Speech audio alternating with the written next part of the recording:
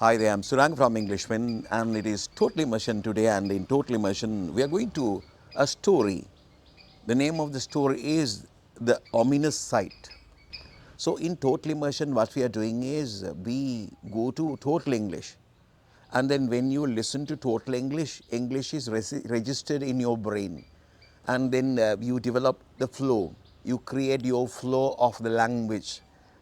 If time to time if you hear the singular language or your mother tongue, what happens is you basically you get the support of your mother tongue, so you won't be able to come to sort of a good flow in the English language if you do so. So therefore what I do is I'm doing stories, Total Immersion. Today the ominous sight, the ominous sight. What is ominous sight?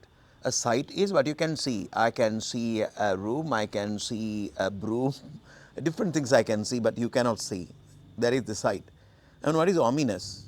If something is ominous, it warns you that something unpleasant is going to happen.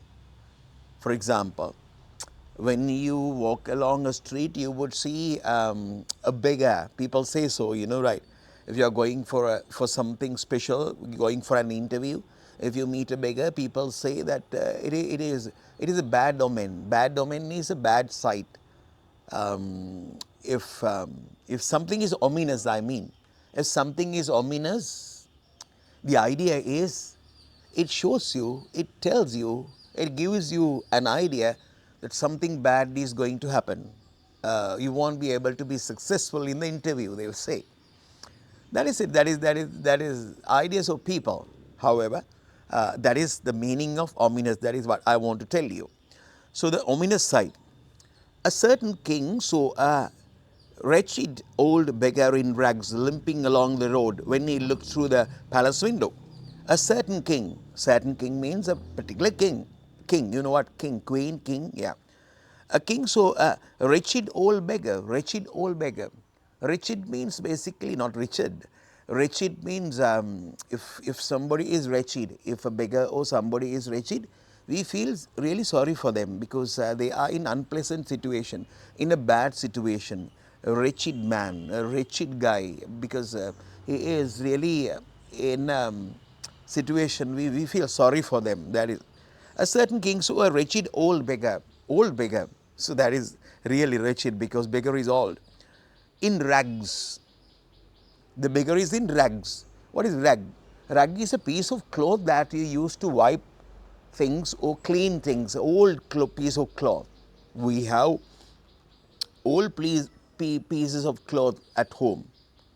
We don't wear them. What we do is we try to clean things using a sort of pieces of cloth. That is when you are cleaning the house and you use sort of pieces of cloth, that is we call them rags. Rags, you understand, rags. Rags are not beautiful, rags are not good, rags are not new. They are always old and pieces of cloth. Yeah. But red rag to a bull, there is an idiom I should say, red rag to a bull. If something is really, if when you see something, if you feel angry, something that makes you really angry, that is red rag, we call it, red rag to a bull. In sort of games you can see when showing a red rag to a bull, he becomes really activated, he becomes really vigorous, and he becomes really energetic and sort of motivated to something like that. You can see in sort of gomporas or gong things, people do that, yeah. Along the road, when he beggar in rags, limping along the road, limping along the road. What is limping? If somebody is walking, he is not limping, you can see, but this guy is limping. Limping. Limping is walk difficultly. That is in an uneven way. Uneven way. The reason might be of his feet is hurt or his leg is hurt. Then we have to limp when we walk. Maybe a person, maybe an animal. Limping can be used for both animals and people. Yeah. A certain king saw a wretched old beggar. Wretched old beggar means he feels very sorry for them. In rags, wearing sort of rags. Rags mean old clothes. Limping along the road when he looked through the palace window. You know what window is? We open window in the morning. In the palace window, through the palace window, when Raja opened the window in the morning, he saw this beggar. A certain king saw a wretched old beggar in rags, limping along the road when he looked through the palace window. Early one morning, yeah. The king thought it was an ill omen. The king thought, Raja thought that it was an ill omen. What is a omen? Omen is something that shows you something is going to happen in the future. For example, when in our houses, when geckos make sound, we know what gecko, very tiny lizard type, the chameleon type, the caduceus type organisms are walking on walls, ceiling, very tiny guy, you know, gecko, chick, chick, chick, chick, chick, chick. He makes a sound like chick, chick, chick, chick, chick, chick. Then if he makes that chick, chick sound, some people do not go out because they think that it is a bad omen. Omen is some giving an indication something is going to happen. If that it is good, it is good omen. If that is bad, that is a bad omen. I can give you the meaning of omen in Sinhala, but I don't give you. You understand? White dove. If you see a white dove when you're going for an interview, people say, "Oh, it is a good omen." If a lady is carrying water, bucket of water or goblet of water in front of you, it is a good omen. So that is the reason why when people go for an interview or things like that, your mother or somebody brings a cup of water and appear in front of you, yeah, to make it a good omen to you, yeah. He ordered the palace guard to, limping along the road. When he looked through the palace window early one morning, the king thought it was an ill omen. King, what did he think? He thought that it is an ill omen. He thought that it is not good, it is bad. King thought, oh, something bad is going to happen. There would be something really, really bad, and maybe this is not a good time for me. Today, something bad would happen to me, Raja thought. And the king thought it was an ill omen. He ordered the palace guard to bring the beggar before him. He ordered the palace guard, you know, guard, security. He ordered the palace guard to bring the beggar before him. Bring the beggar before him. You understand? Behind me, yeah, something like that, in front of me. So then the Raja wanted the beggar to be in front of him, the king, for some reason, yeah. So the king thought it was an ill omen. He ordered the palace guard to bring the beggar before him, and said, "You despicable old wretch." Despicable. What is despicable? Extremely bad, very nasty, very evil. Evil is really, really bad. Maybe a situation. So you just think about an explosion of a bomb explosion, to the dome, and the people would come to the area, the place where that happened, and they would say, "Oh, it's really a despicable crime, very bad crime, very cruel crime, despicable crime," they would say. Despicable is, it is unbearable because it is nasty, that is really, really bad, or it is cruel, it's a very bad sort of thing people do, or it is evil, it's a very, very bad in a way. If you want to find the meanings of all these extra words, you just go to a dictionary. I'm not going to explain everything away because the thing is actually this video will be a very long one then, yeah. And before him and said, "You despicable old wretch." You despicable. Despicable means very bad, very bad, very bad. Old wretch. So wretch is actually wretch is something that makes you angry. If something makes you angry, that is a wretch. Maybe a person, basically someone, yeah. So if somebody does something very bad, you call that guy a wretch. For example, they would say, what have you done, you wretch? What have you done, you wretch? I mean, a car accident, and a guy so opens the door and says, oh, what have you done, you wretch? I'm going to the singular version of it, okay. You understand? You despicable all wretch, how dare you come this way? How dare you come this way without any fear? Without fear you came this way this morning. I'm the Raja. I'm here. You know that what happens if Raja becomes angry. So therefore you have done a really bad thing. You despicable all wretch. You wretch. Despicable, not you wretch. You despicable all wretch. How dare you come this way without fear? You came this way. How dare? So early in the morning to meet my nice. You came here to meet my nice. I saw you. Very bad. It is very bad for me. You are wretched, old, limping, beg. You came this way in the early morning to meet my eyes. I decree that. I decree that, Raja says. I decree that you be beheaded for the crime you committed. I decree that. I order that. Decree is order. If I say something, bring that cup of tea to me, it is not a decree. Decree is the order given by the head of the government or the king. I mean, that is, decree is the order or decision made by the king, the ruler, basically, the ruler. Maybe it's king, maybe it's a government, a decree. Yeah. I decree that you be beheaded. You be beheaded. This is your head, beheaded. You understand? Beheaded means cut your neck so that your head is removed from your body. You know those days that they were the sort of punishments.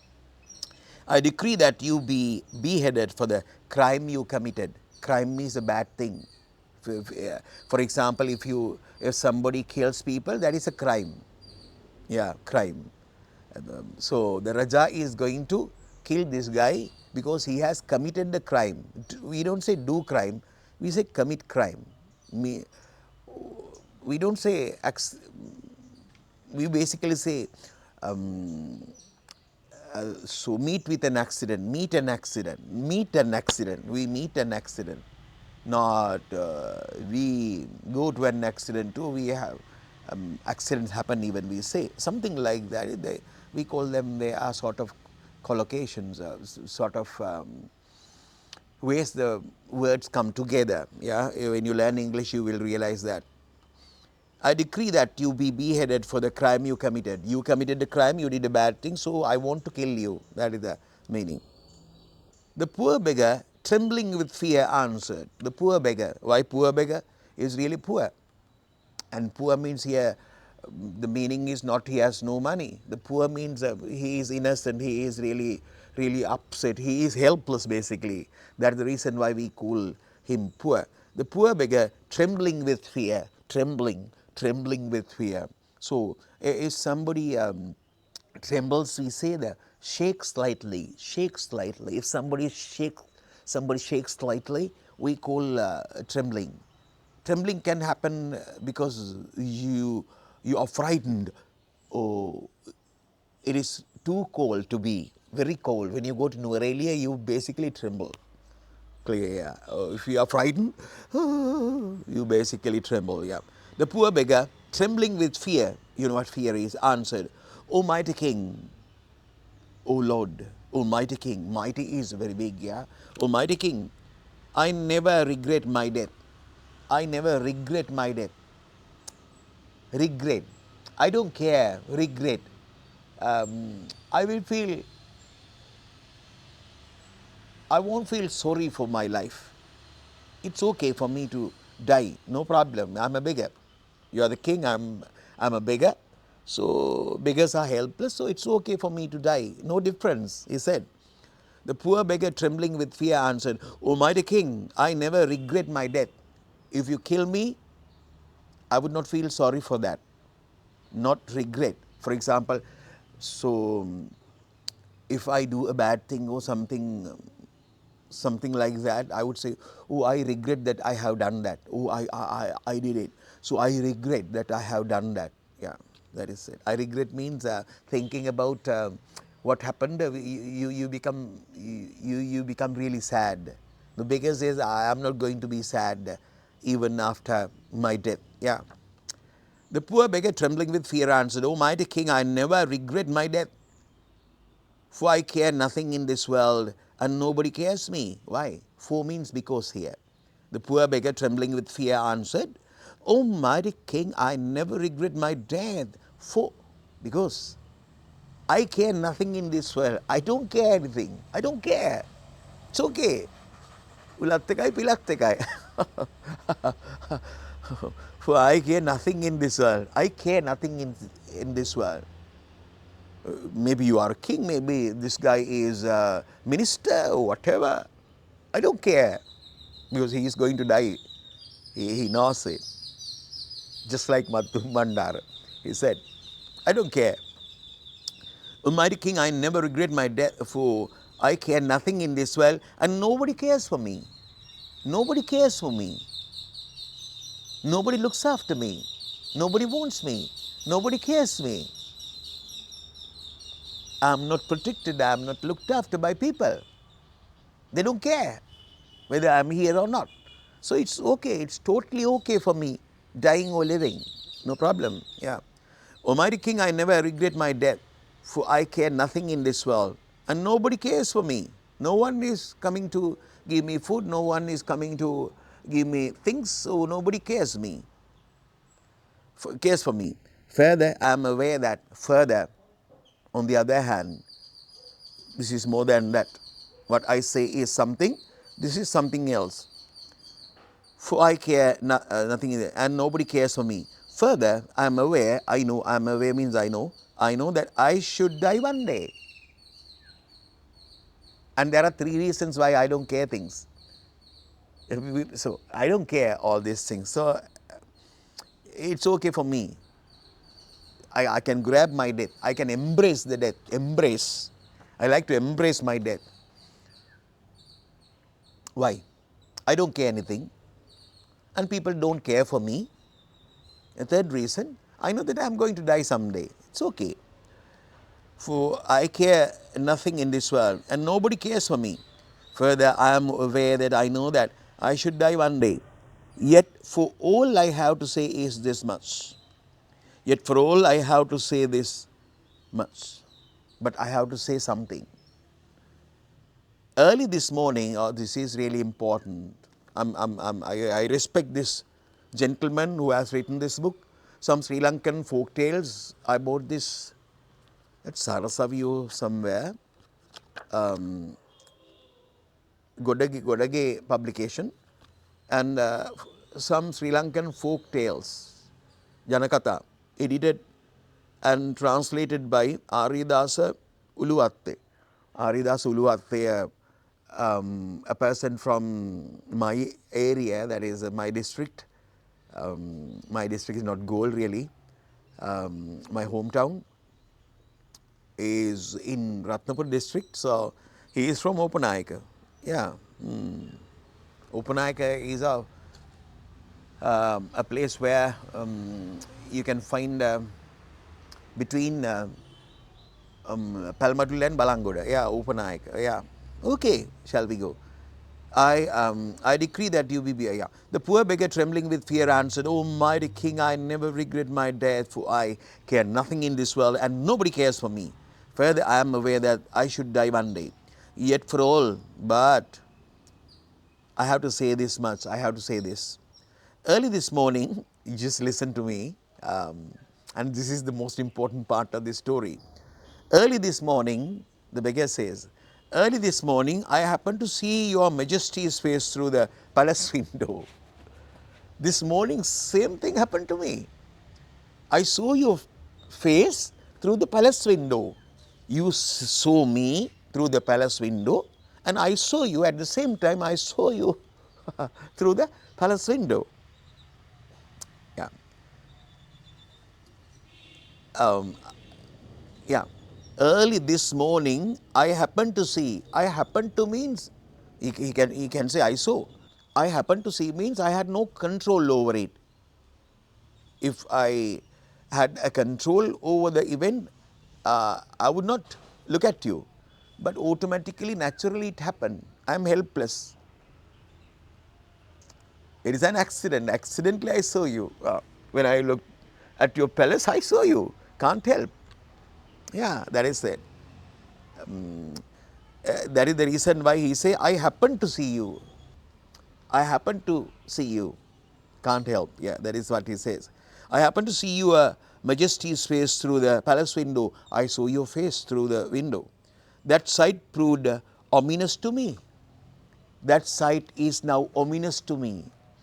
Ominous to me, ominous to me means that if something is ominous, that is, it warns you that something bad is going to happen. So I saw you through the window, and my seeing you, that event is really ominous to me. Now, very bad thing is going to happen to me. I'm going to die. Why? I saw you in this morning. Yeah, that is the thing. The sight proved ominous to me. The sight, my seeing you proved, it shows us that it is ominous to me. That is, it is really bad to me today. Because I am going to lose my life as the consequence. Consequence means the result. I am going to die because I saw you this morning. You saw me this morning and you became angry. That is what happened to you. You saw me this morning and you became angry. I saw you this morning, I am going to die. Window. That sight proved ominous to me because I am going to lose my life as the consequence, because as a result, I am going to die. It is left for your majesty. It is left. I leave this to you. I give this to you. You have to take the decision. It is left for you means I am not going to decide anything. I am leaving this. I am placing this before you. You have to decide. Rajatumanini, you have to decide this. I am leaving this for you. Yeah. The sight proved ominous to me because I am going to lose my life as the consequence. As a result, I am going to die. You saw me, you became angry. I saw you, I am going to die. So it is left for your majesty to decide which one of the two is more despicable and wretched. You say, I am wretched because you became angry. But I saw you, I am going to die because of that. So you have to decide who is really wretched and bad. It is left for you, majesty, to decide which of the two, you or me, the king or the beggar. Who is the wretched guy, king or the beggar? The decision is of yours. I want you to decide which one is really wretched, you or me. It is left to your majesty to decide which of the two is more despicable and wretched. Despicable and wretched. Despicable means extremely bad. Who is extremely bad and who is extremely bad? The king or the